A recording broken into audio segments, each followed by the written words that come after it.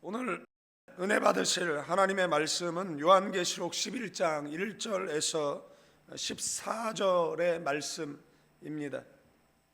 또 내게 지팡이 같은 갈대를 주며 말하기를 일어나서 하나님의 성전과 제단과 그 안에서 경배하는 자들을 측량하되 성전 바깥 마당은 측량하지 말고 그냥 두라. 이것을 이방인에게 주었은즉 그들이 거룩한 성을 42달 동안 짓밟으리라.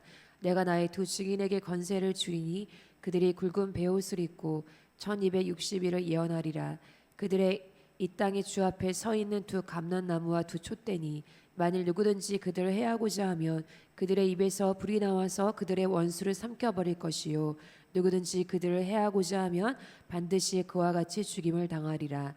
그들이 권능을 가지고 하늘을 닫아 그 예언을 하는 날 동안 비가 오지 못하게 하고 또 권능을 가지고 물을 피로 변하게 하고 아무 때든지 원하는 대로 여러 가지 재앙으로 땅을 치리로다. 그들이 그 증언을 마칠 때에 무전갱으로부터 올라오는 짐승이 그들과 더불어 전쟁을 일으켜 그들을 이기고 그들을 죽일 터인즉 그들의 시체가 큰 성길에 있으리니 그 성은 영적으로 하면 소돔이라고도 하고 애굽이라고도 하니 곧 그들의 주께서 십자가에 못 박히신 곳이라. 백성들과 족속과 방언과 나라 중에서 사람들이 그 시체를 사흘 반 동안을 보며 무덤에 장사하지 못하게 하리로다. 이 두 선지자가 땅에 사는 자들을 괴롭게 한 거로 땅에 사는 자들이 그들의 죽음을 즐거워하고 기뻐하여 서로 예물을 보내리라 하더라. 3일 반 후에 하나님께로부터 생기가 그들 속에 들어가매 그들이 발로 일어서니 구경하는 자들이 크게 두려워하더라. 하늘로부터 큰 음성이 있어 이리로 올라오라 함을 그들이 듣고 구름을 타고 하늘로 올라가니 그들의 원수들도 구경하더라. 그때 큰 지진이 나서 성 10분의 1이 무너지고 지진에 죽은 사람이 7천이라. 그 남은 자들이 두려워하여 영광을 하늘의 하나님께 돌리더라. 그 둘째 해는 지나갔으나 보라 셋째 화가 속히 이르는도다. 아멘. 아멘. 요한은 지팡이 같은 이 갈대를 받고 이 성전과 그리고 제단과 그 안에 경배하는 자들을 측량하라는 명령을 받습니다. 여기에 갈대라는 이 칼라모스라는 언어는 단지 길이를 재는 그러한 도구가 아니라 하나님께서 무엇을 자기 것으로 정확히 구별하시는 이 표시라는 것입니다. 성경에서 측량은 두 가지를 측량하는데 하나는 파괴 그리고 심판을 위해서 측량하고요. 하나는 보존하고 그 다음에 보호하기 위해서 측량을 합니다. 그런데 1절 말씀에 보면 성전 안을 측량하고 그 다음에 밖은 측량하지 않습니다. 그러면 성전 안에서 그 경배하는 자들을 이 측량했으니까 이 측량은 보호하고 그리고 구별하기 위해서 보호하기 위해서 한 측량이라는 것을 알 수가 있습니다. 믿음 안에 그리고 예배 안에 기도 안에 신앙 안에 있는 사람들이 하나님께서 정확하게 이것은 나의 것이다라고 뭐한다라는 것이죠. 측량하신다라는 이야기입니다. 내용이 좀 표현 방법만 다를 뿐이지 앞에서 계속해서 하나님께서 그 믿음의 사람들을 지키시고 보호하신다라는 이야기를 표현만 달리해서 계속해서 강조되고 있는 것을 우리는 보게 되어집니다. 하나님은 저와 여러분들을 철두철미하게 지키시고 보호하여 주실 줄로 믿습니다. 그래서 담대함을 가지시고 주어진 사명 온전히 감당해내는 저와 여러분 되어지기를 축원드리겠습니다. 그 다음에 이제 바깥은 측량하지 말고 그냥 두라라고 이야기를 하죠. 측량할 이유가 굳이 없죠.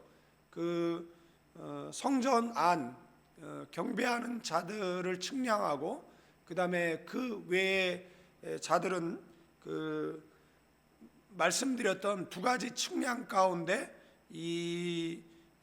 그 심판 그리고 파괴를 위한 측량이다라는 것을 알 수가 있습니다. 왜냐하면 42달 동안 짓밟히리라고 말씀하고 있기 때문에 그렇습니다.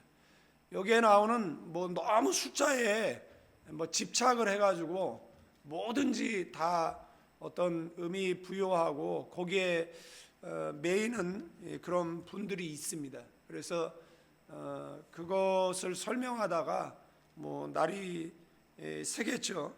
그래서 뭐 불필요한 것들은 뭐 그냥 설명하지 않고 좀 넘어가도록 하겠습니다. 그래서 그 바깥은 그 42달 동안 그 짓밟히는 그러한 영역이라는 것을 알 수 있고, 여기에 나오는 이 성전이라는 단어가 나오스라는 단어인데 이거 성전 전체보다는 더 좀 좁은 의미의 그 하나님의 임재가 집중되어져 있는 이 성소를 가리킨다라는 것입니다.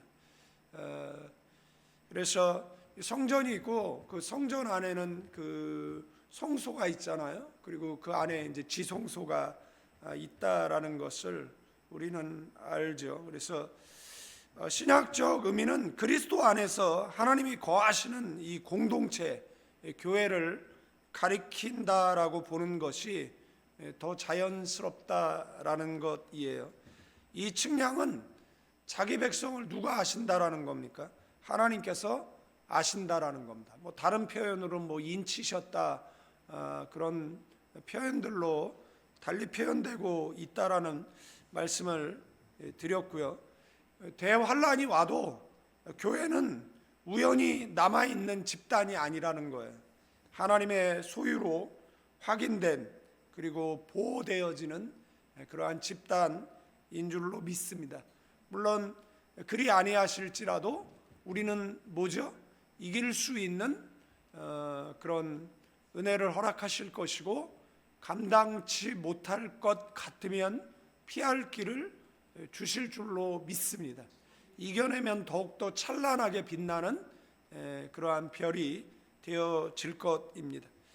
그러나 성전 밖 마당은 그 이방인들에게 주어져서 이 거룩한 성을 42달 짓밟히게 된다라는 거예요. 그래서 여기에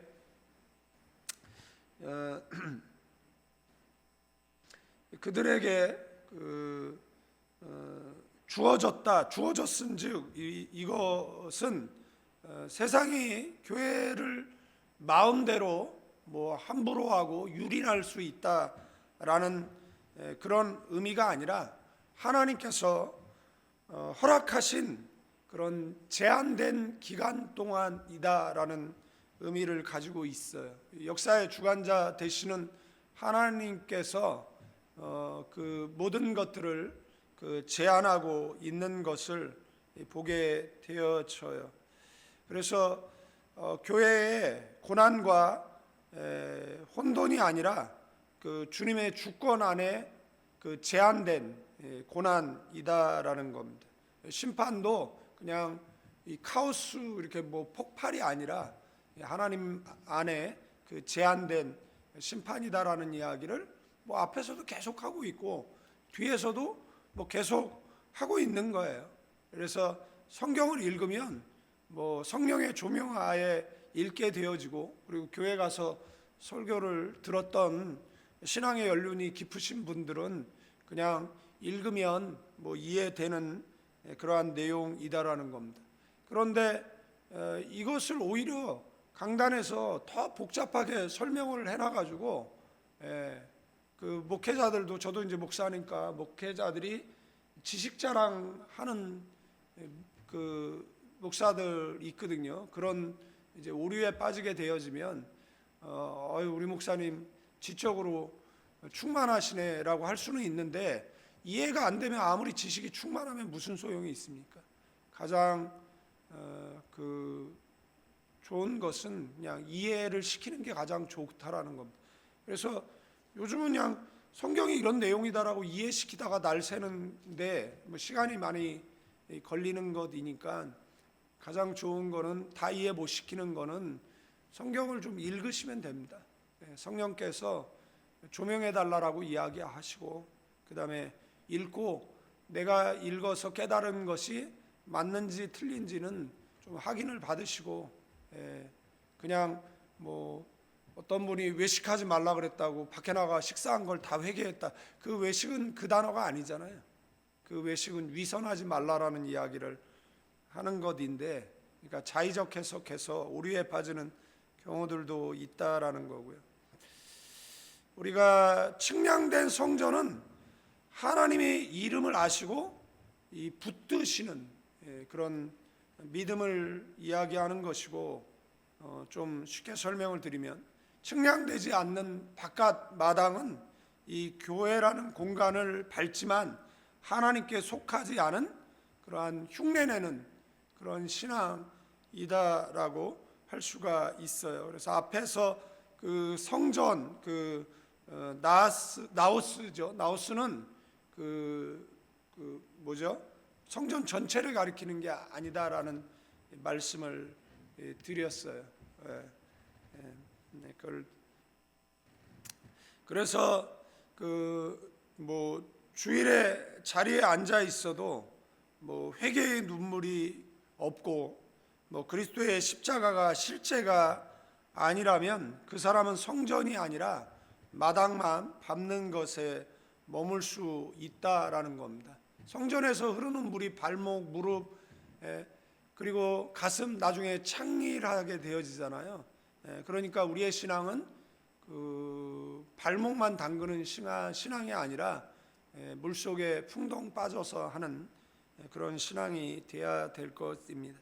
그래서 이 본문이 뭐 교회를 뭐 갈라치게 하려는 그런 내용이 아니라 환난 때에는 진짜가 드러나고 환난 때에는 가짜가 드러난다라는 이 경고의 말씀이다라고 볼 수가 있고, 이 중국의 지학 교회들은 그 공식 교인 명부가 거의 남아 있지 않습니다.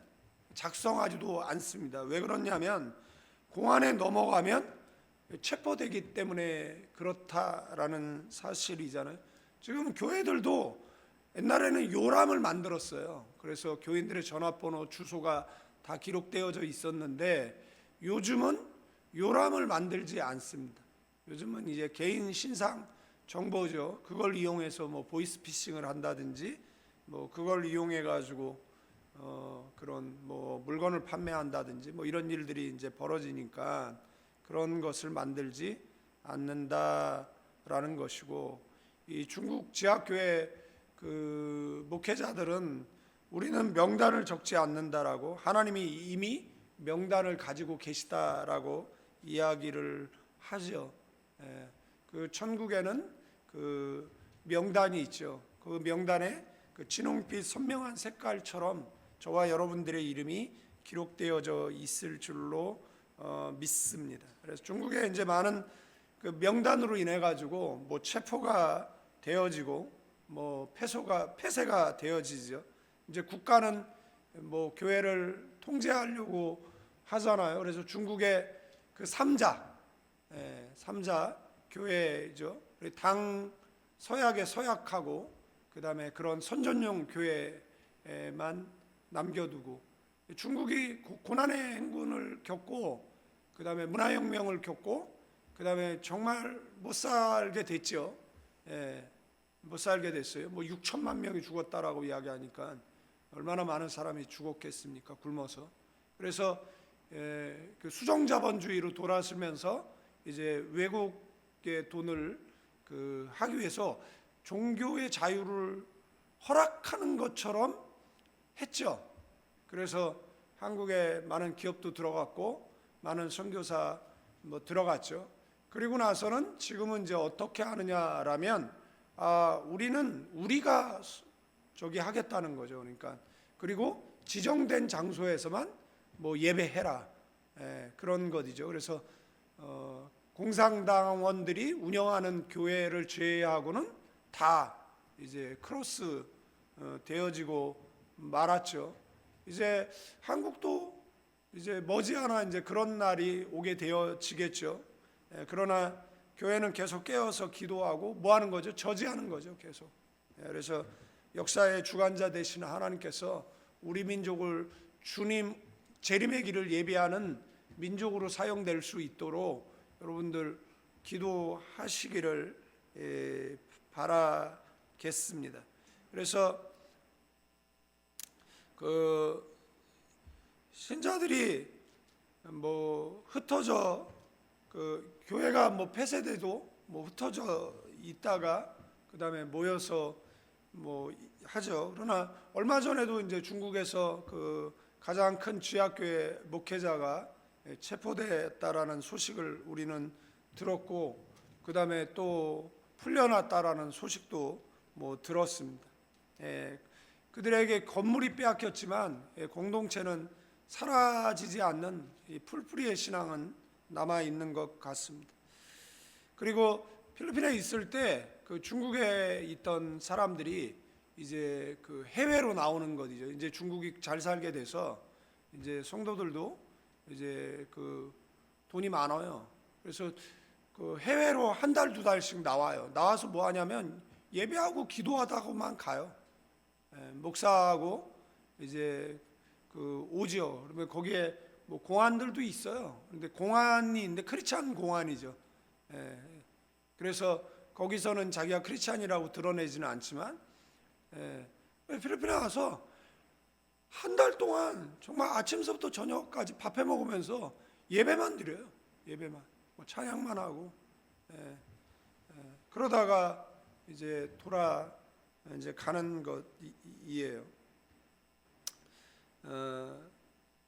성전이 아니라 성전 안에서 예배하는 자들이 측량의 대상이라는 것이에요. 이것은 하나님의 소유라고 이제 구별하는 것이고, 우리가 이제 뭐 코로나 기간을 거치면서 이제 교회가 또 다른 방향으로도 성장을 했거든요. 뭐 15,000교회 문 닫고 뭐 200만 떠났다, 이거는 어디서 낸 통계인지는 잘 모르겠습니다. 그러나 교회가 그 문 닫았다라는 표현보다는 가정 예배가 살아나고, 그다음에 뭐 전화 신방이 늘고 온라인 성경 공부가 오히려 폭증했다라고 이야기합니다. 그리고 오히려 교인 숫자가 늘어난 뭐 교회들도 있다라는 것이고요. 교회는 이 건물이 아니라 나우스, 하나님의 거처라고 성경은 말하고 있어요. 그래서 하나님은 그 뭐 벽돌의 사이즈를 측량한 것이 아니라 사람을 측량했다. 기억해 두시면 될 것 같습니다. 여기에 이제 두 증인이 나오는데, 이 두 증인을 세워서 회개를 촉구한다라는 이야기예요. 이 두 증인의 폐해가 정말 우리 한국 교회에 너무 많잖아요. 뭐 안산홍도 두 증인 가운데 지가 증인이라고 얘기하고, 문선명도 지가 증인이라고 얘기, 박태선, 얘네가 이단들이 공통적으로 주장하는 것 중에 하나가 뭐냐면 자기가 두 증인 가운데 하나란 이야기예요. 문선명이 그랬고, 뭐 박태선이 그랬고. 옛날에는 목사들도 무식했습니다. 무식했어요. 그냥 뭐 요즘은 뭐 두 증인이 누구냐 그러면은 AI가 저기 그 성경 학습이 잘 돼 있어가지고 잘 설명해 줘요. 인터넷 참에 쉽게 찾을 수 있고. 그냥 옛날에 그 무식한 목사들이 그냥 뭐 부가세 안 붙는다라고 강대상에서 함부로 이야기하던 거, 그리고 공부들을 안 하거든요. 계속해서 지식을 업데이트를 하지 않잖아요. 도서관에 가보십시오. 뭐 과학 책들, 경제 서적들은 거의 뭐 3년마다 폐기하거든요. 왜 그렇습니까? 가치가 없어요. 가치가 없습니다. 뭐 2008년도 보고서를 2025년도에 몸 필요가 있겠습니까? 그래서 그런 책들은 그냥 도서관에서 밀어내고, 그 다음에 새로운 경제세적으로 이제 그 도서관을 채우는 것처럼 낡은 지식은 이렇게 밀어내고, 그 그다음에 새로운 지식을 채워야 되잖아요. 그래서 뭐 화려한 말이 아니라 그죠? 진리를 전해야죠. 왜 목사들이 저주받고 그 노예 비참하게 되느냐라고 이야기했을 때 여러 가지 이유가 있는데 그 중에 하나가 비진리 전해서예요. 그 책임을 어떻게 질까요? 주님께서 그 손에서 피값을 찾으실 텐데, 그죠? 뭐 쇼타임 쓰임 받는 것보다는 그냥 롱타임 그냥 주님 앞에 어여치 떳떳이 서는 게 제 비전이고, 그 다음에 목회자들이 나아갈 길이라고 생각이 되는데, 이제 두 증인에게 권세를 주셨다, 그러니까 내가 권세를 받았다, 이런 이야기를 하는 것이잖아요. 이게 두 사람이다 이런 헛소리를 하는 건데, 성경이 이 둘이라는 숫자가 증인의 숫자잖아요. 그러니까 그 재판을 할 때 뭐 두 사람의 뭐 증인을 세우라는 이 두 증인의 그 상징적인 숫자인데, 권세를 주셨고 굵은 베옷을 입고 1260일을 예언하에게 두셨다, 이건데, 이 2라는 숫자가 문선명은 지라 그러고, 박태선도 지라 그러고, 뭐 안사롱도 지라 그러고, 뭐 다 그래요. 이단들이 똑같습니다. 박명은 지라 그러고, 신옥주도 지라 그러고, 뭐 다 지라고 얘기를 하잖아요. 그런데 그거는 무식의 발로라는 겁니다. 무식하니까 그런 헛소리를 뭐 할 수 있다라는 것이고, 이거는 뭐 두 명만을 말하는 것이 아니라 그 증언의 확실성을 뜻하는, 그래서 성경에 보면 그 두세 사람의 그 증인을 세우라는 것은 지금 이들이 본 것이 확실하다, 뭐 이런 확실성을 이야기하는 것이에요. 그리고 굳이 두 사람이 누구냐 그러면은 성경에 나오잖아요. 그러니까 누구는 이제 에녹과 엘리야다. 왜냐하면 에녹과 엘리야가 뭐 죽음을 보지 않았기 때문에 들림 받았으니까 뭐 이렇게 얘기를 하죠. 그러나 우리는 알죠, 모세와 엘리야라고. 그러면 여러분들 세례 요한이 그 말라기서에 보면, 말라기 마지막에 보면 이제 말라기를 끝으로 해서 400년 이제 침묵 기간이 있잖아요. 그 말라기 내용에 보시면 뭐 하나님께서 내가 너희를 사랑했다 그러는데, 거기에 많이 나오는 단어가 뭐냐면 언제, 어째서, 뭐 이런 단어가 굉장히 많이 나오거든요. 9번인가 뭐지 이 정도 나올 거예요. 그러니까 내가 너를 사랑했다. 아빠가 언제 나를 사랑했어요? 내가 너를 위해서 얼마나 싫어? 언제 헌신했어요? 그 페류나들이 하는 말이잖아요. 차라리 고아원에 버리지 그랬어요. 이런 말이잖아요. 근데 이스라엘 백성이 똑같이 그렇게 이야기를 하는 것이잖아요. 그래서 하나님께서 이제 구약의 문을 닫으시는데, 그때 하나님께서 무슨 이야기를 하냐면, 이제 누구죠? 엘리야가 와서 그 다음에 부모에게 떠난 자식의 마음을 부모에게, 그죠? 자식에게 떠난 마음을 그 부모가 돌이키게, 뭐 이런 말 나오잖아요. 그 이야기가 이제 나오거든요.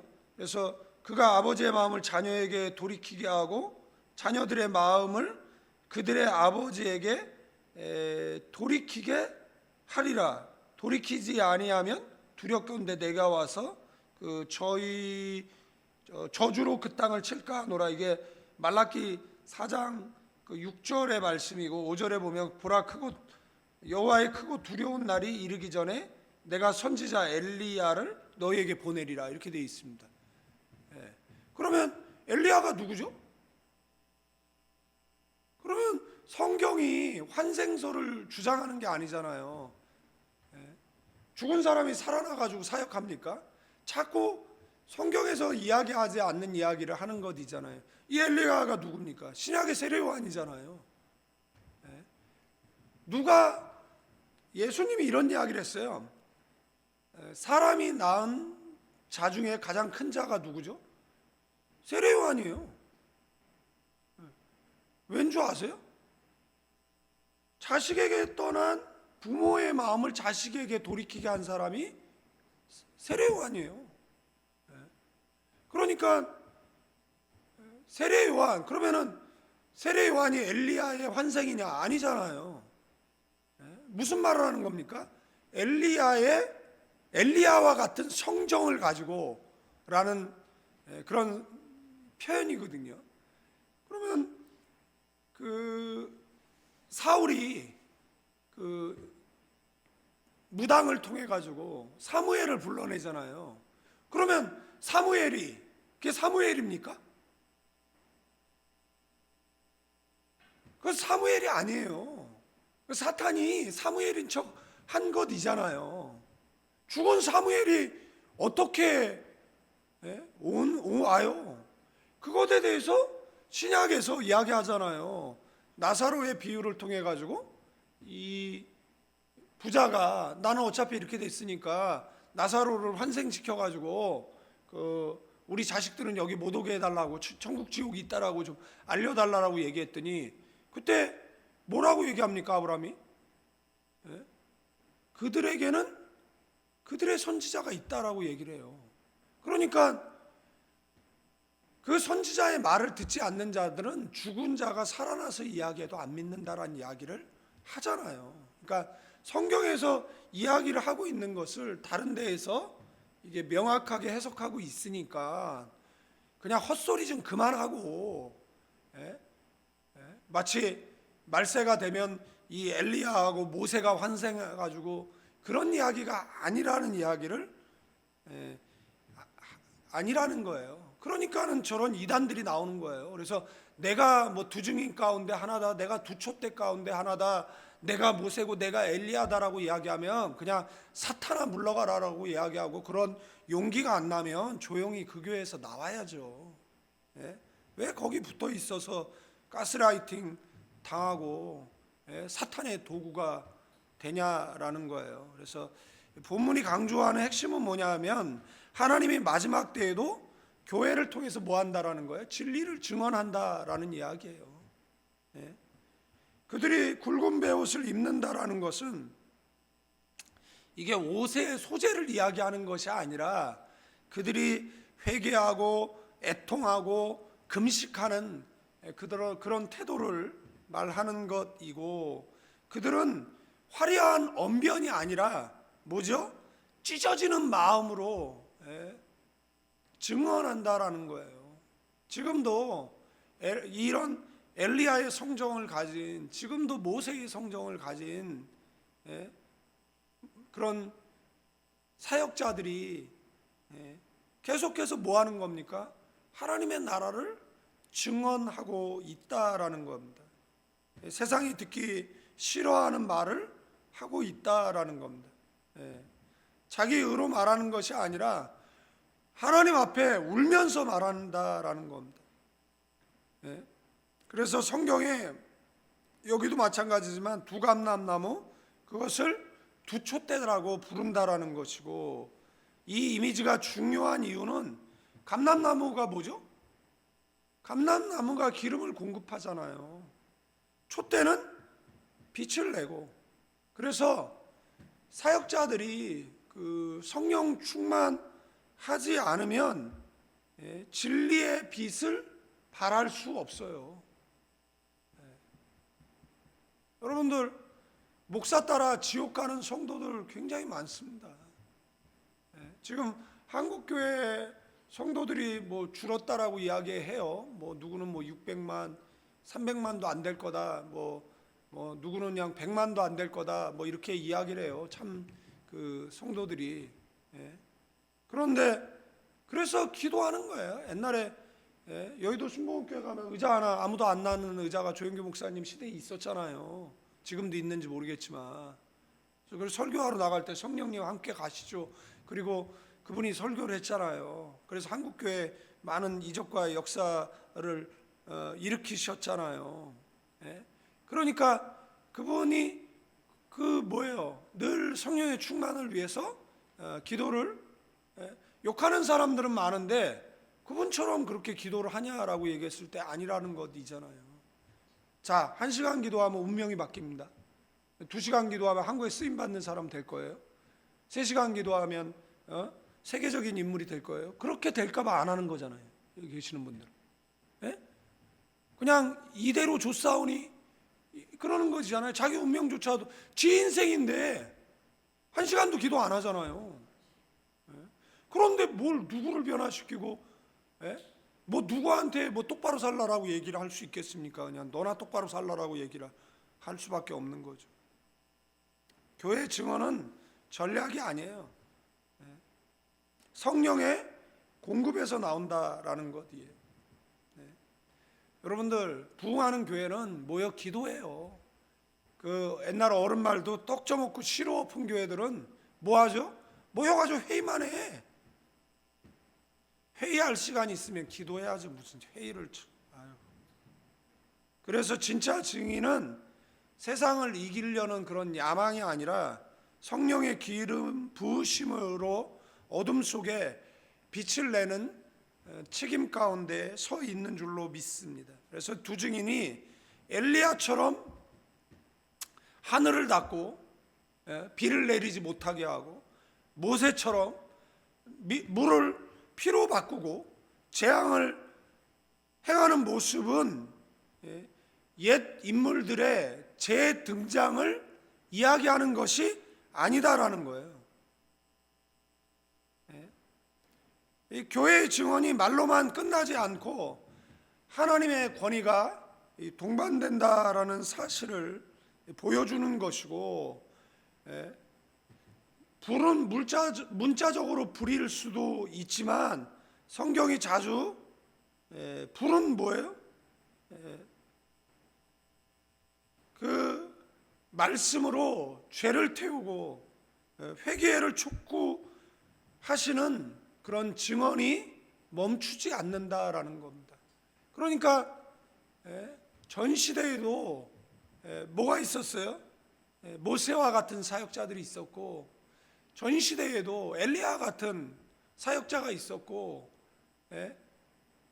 지금도 그런 교회가 있고 그런 증언하는 사람들이 있는 것이지, 그냥 숫자로 둘 그래가지고 그게 나다 그래서 교주 노릇하라고, 옛날에는 무식해서 그게 통했지만 지금은 이성적으로 그런 것들에게 쫓아다니면 안 되는 것이잖아요.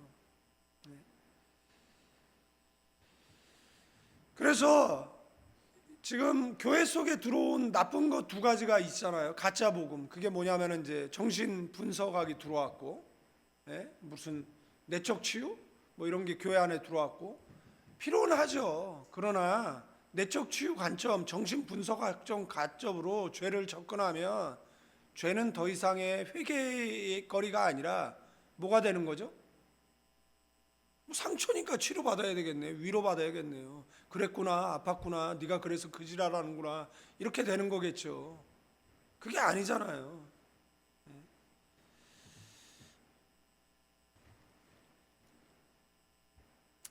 회개를 촉구하고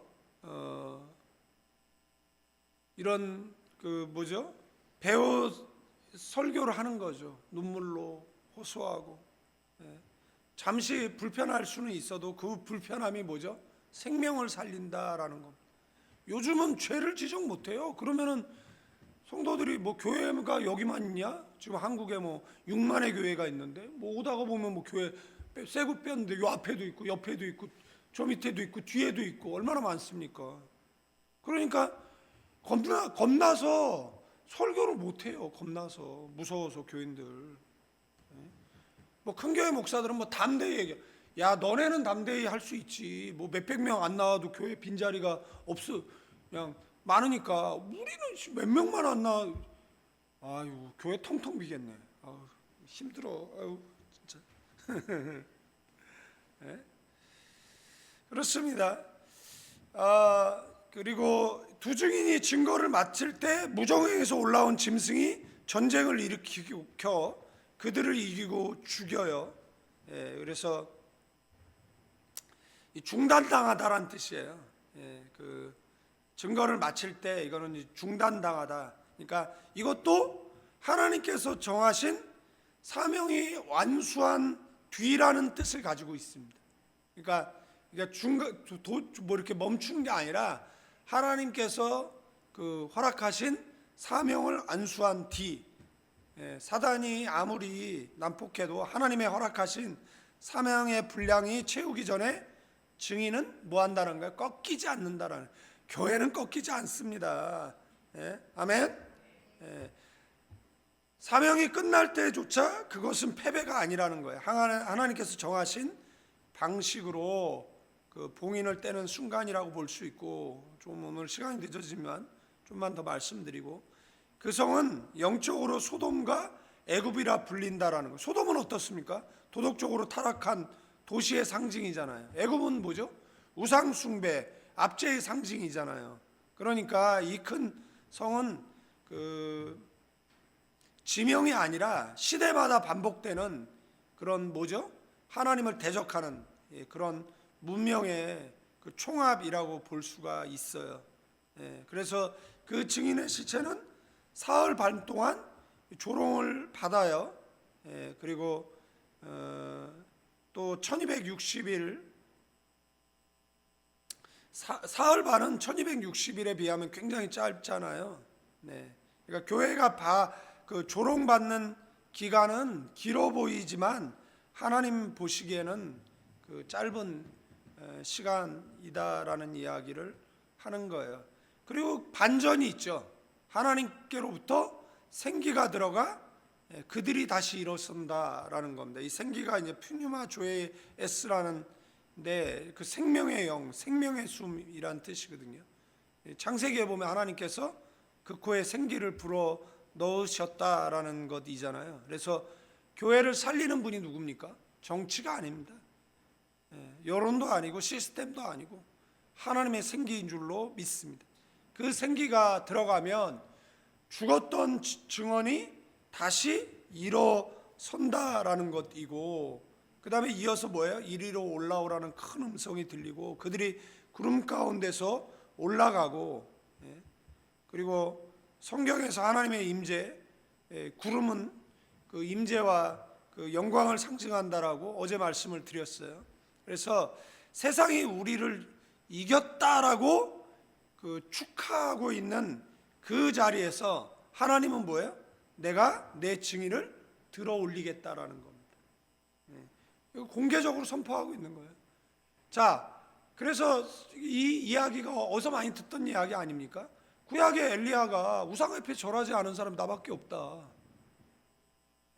다 끝난 줄 알았잖아요. 그런데 하나님께서 엘리야에게 뭐라고 얘기합니까? 아니, 우상 앞에 절하지 않은 7천이 더 있어. 그리고 나서 하나님께서 그를 보는 앞에서 들고 가시잖아요. 그죠? 다 죽었잖아요. 노뎀나무 아래 가지고 뭐 합니까? 이제 죽고 싶다라고 얘기하잖아요. 그런데 하나님께서 다시 그를 세우시고 그가 번아웃 되어져 있을 때 가장 화려하게 하늘로 들려 올리시는. 그래서 교회는 패배하는 집단이 아닙니다. 어깨를 피시고 세상 앞에 당당하시고, 뭐 좀 고난이 있다라 그래요 얼굴에 내천자 그리고 다니지 마시고, 그냥 세상 앞에 당당하시고, 내가 이 고난을 잘 이기면 하나님께서 나를 크게 쓰시겠다, 이런 믿음을 갖고 늘 즐겁게 아이고 머리 가려워 죽겠네. 나이가 드니까 이게 노화가 되는 건지 얼마나 가려운지 등도 가렵고. 정리하고 마치겠는데 1절에서 14절 결론은 분명하잖아요. 교회는 세상 속에 흔들리고 짓밟히는 것처럼, 성도들은 흔들리고 짓밟히는 것처럼 보여요. 그러나 우연히 남아있는 공동체가 아니라는 거야. 하나님께서 친히 측량하시고 자기 소유로 확증하신 공동체라는 거. 아멘. 교회의 고난은 무질서한 혼란이 아니에요. 하나님의 주권하에 그런 제한된 그러나 짧은 시간 속에 허락된 싸움이고, 그 안에서 하나님은 두 증인을 세워서 뭐예요? 회개를 촉구하고 진리를 증언하고, 증언을 하는 사람들은 미움을 받죠. 목사들 얼마나 미움받고 무시당하고 합니까? 그래서 죽은 것처럼 보이지만, 패배로 끝나는 것처럼 보이지만, 하나님은 그 패배를 그 생기와 뭐죠? 부활로 뒤집는다라는 거예요. 마침내 교회를 공개적으로 높이. 그리고 역사를 보면 그 일이 계속 반복되고 있잖아요. 그런데 이거를 숫자 둘로 한정 지은다라는 것이 얼마나 아전인수격적 해석이라는 것을 여러분들은 아실 것이다라는 거예요. 그래서 교회는 살아남은 공동체가 아니라 증언하는 공동체고, 안전한 공동체가 아니라 하나님께 속한 공동체라는 거. 성도의 사명은 세상의 환영을 받는 것이 아니라 베옷을 입고서라도 진리를 말하는 것, 설령 쓰러지는 순간이 있다라고 해도 하나님께서 뭐예요? 생기를 불어넣어 다시 일으킬 것을 믿고 증인의 자리에 서야 된다라는 이야기를 하는 거예요. 그래서 요한계시록 11장은 교회가 연약해 보이는 순간에도 교회는 승리의 방향으로 가고 있다라는 것의 선포이고, 교회는 측량되었어요. 증언하고 있고 반드시 하나님 영광 가운데 승리할 줄로 믿습니다. 이제는 우리 주 예수 그리스도의 은혜와 우리 아버지 하나님의 극진하신 사랑, 성령님의 감화감동, 교통 충만 축복하심이 이 새벽에 기도하는 믿음의 사람들을 위해 이제로부터 영원까지 함께 계실지어다.